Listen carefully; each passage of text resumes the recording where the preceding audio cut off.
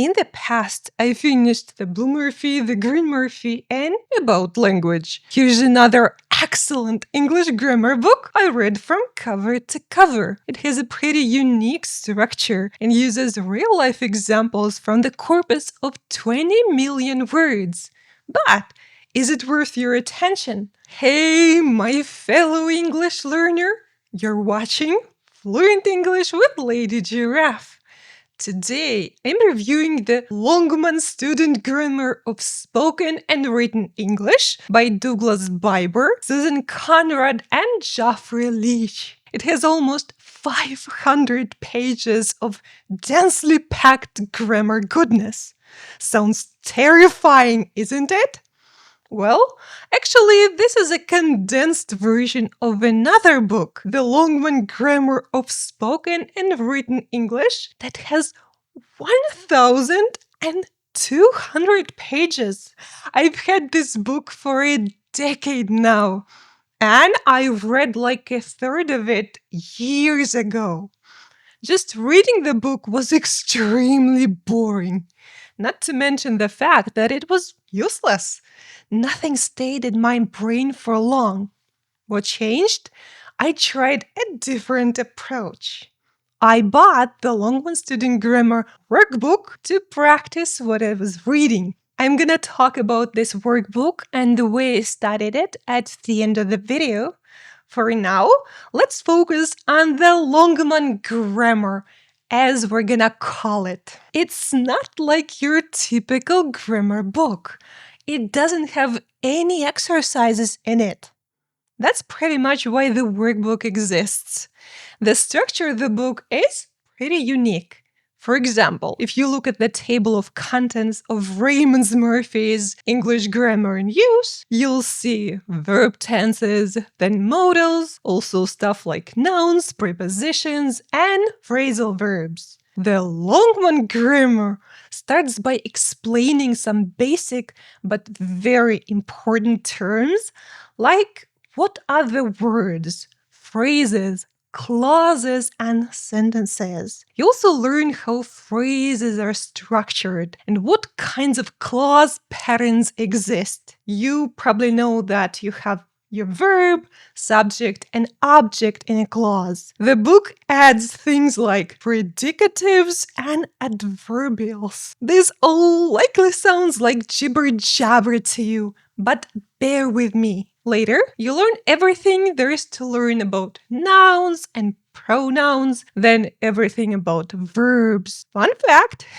they talk about only two tenses, present and past, and include the concept of aspect, like the perfect or the progressive aspect. It all makes sense if you're reading this grammar book in the right order, from start to finish. After that, there is a chapter on adjectives and adverbs, a few very important chapters on clauses and phrases, and a chapter about adverbials. It all ends on the topics of word order and the grammar of conversation. The last two topics I rarely see in grammar books, if ever.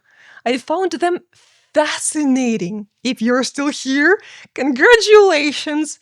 I admire your courage.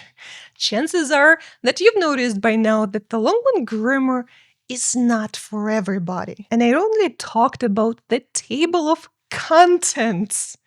If you're a pre-intermediate or intermediate learner, it's probably better for you to stick with Murphy's Grammar in Use series. If you're an upper intermediate or an advanced learner of English, and really into grammar, this book might be for you. If you're a student at university, you and the Longman Grammar are a match made in heaven.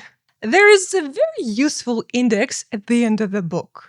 If you want to study or review a specific topic, you can. Let's say you want to learn everything you can about prepositions. You'll have to check out quite a few pages because there is no one chapter about them. Some information is in the chapter about nouns, some about verbs. You might find it confusing, but the system actually works just fine. You just need to get used to the slightly different way this book is organized. Another thing that totally blew my mind is that this is not the usual prescriptive grammar, but the descriptive grammar. It's not like these are the rules and you have to follow them. Not at all. It's people are talking like that, and here are the common patterns. There's no right or wrong grammar, although some of the ways people use the language are considered non standard. Speaking of the people using the language, every single example from this book is from real life. There are more than 3,000 examples of how real people speak and write. There's also one more thing I find awesome, and it's graphs. The book is full of them. They analyzed sentences from the corpus of 20 million words and noticed some patterns. For example, on page 168, you can see how often passive verbs are used in conversation, fiction, news, and academic prose. This grammar book is not without its faults, though. The language is pretty academic and complex, and some concepts are challenging to understand. I finally grasped how adverbials and predicatives work only in the middle of the book. There are no exercises, so you'll have to buy a separate workbook if you want any. And the Longman grammar book itself is not cheap. You can buy a used book, like I did. I just stumbled upon it in a secondhand bookshop, but there are plenty of options online. The workbook is pretty small. All exercises use real-life language, and you mostly spend your time analyzing lots and lots of sentences from different perspectives. The types of exercises reminded me a lot of Scott Thornberry's About Language, very analytical and academic. Both books are recommended for people who want to become English teachers, and it shows. I have proof that this book is challenging. Here are pages upon pages of me doing the exercises while struggling. So the way I worked with both the Longman grammar and the workbook is pretty simple. I would read a chapter in the grammar book and then do the exercises for this chapter from the workbook. I'd write all my answers by hand on paper and check the answers in the key at the end of the workbook. I'd correct my mistakes with a colored pen and spend time analyzing what I did wrong. You might find the process slow and boring, but I feel like I understand English grammar so much better now. Do you want for me to read any other grammar books in the future?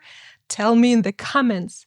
And if you're not tired of me talking about grammar books, you'll find more videos here. Thank you so much for watching, and see you next time with more awesome language content.